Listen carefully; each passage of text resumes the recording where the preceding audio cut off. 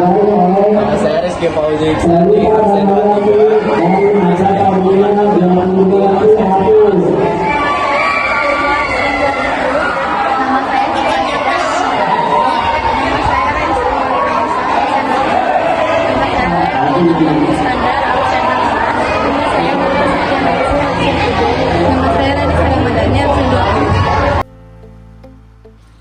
Bismillahirrahmanirrahim, saya akan menjelaskan tentang definisi energi terbarukan. Apa sih energi terbarukan itu? Energi terbarukan adalah energi yang berasal dari alam yang dapat diperbarui secara alami dalam kurun waktu yang singkat. Contohnya seperti panas matahari, angin, air, biomasa, dan panas bumi.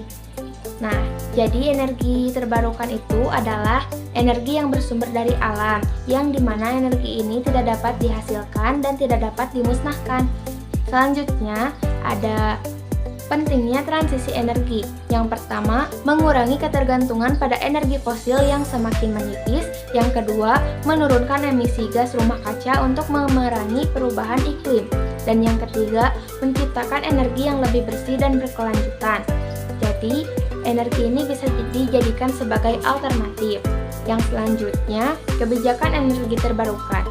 Pemerintah Indonesia menargetkan kontribusi energi terbarukan sebesar 23% dalam bauran energi nasional pada tahun 2025. Dan Jawa Barat menjadi salah satu wilayah strategis untuk pencapaian target ini. Jenis-jenis energi terbarukan ada 6. Yang ke-1, energi matahari. Menggunakan panel surya, solar panel untuk mengubah sinar matahari menjadi listrik. Contoh pembangkitan listrik tenaga surya PLTS. Yang kedua, energi angin. Menggunakan turbin angin untuk menghasilkan listrik. Contoh pembangkitan listrik tenaga bayu PLTB seperti Siprop, Sulawesi Selatan. Yang ketiga, energi air Siprop. Menggunakan aliran air untuk menggerakkan turbin dan menghasilkan listrik. Contoh pembangkitan listrik tenaga air PLTA seperti di Cirata dan Saguling. 4. Energi biomasa menggunakan bahan organik seperti kayu, limbah pertanian, atau sampah sebagai sumber energi. Contoh pembangkit listrik dari limbah sawit.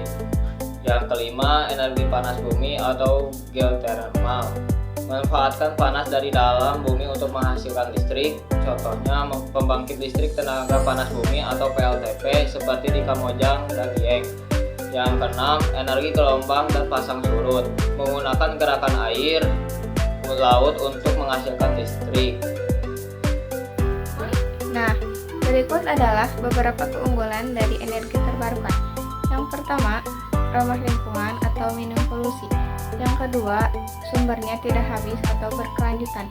Dan yang terakhir adalah mengurangi ketergantungan pada bahan bakar fosil. Selanjutnya saya akan menjelaskan tantangan dalam perkembangan energi terbarukan. Poin pertama yaitu biaya awal investasi yang tinggi. Poin kedua yaitu infrastruktur yang masih terbatas di beberapa daerah. Yang ketiga, ketergantungan pada kondisi alam, misalnya matahari dan angin. Yang keempat, kurang optimalnya dan dukungan kebijakan dan insentif pemerintah. Solusinya, meningkatkan kerjasama antara pemerintah, swasta, dan lembaga pendidikan untuk riset dan pengembangan. Lalu, edukasi masyarakat untuk mendukung transisi energi. Manfaat pengembangan energi terbarukan ada 3, yaitu 1. Lingkungan. Lingkungan mengurangi emisi karbon dan polusi udara. 2. Ekonomi. Ekonomi membuka peluang usaha baru dan menciptakan lapangan kerja terutama di perdesaan. Dan yang terakhir, ketahanan energi. Ketahanan energi mengurangi ketergantungan pada energi fosil impor.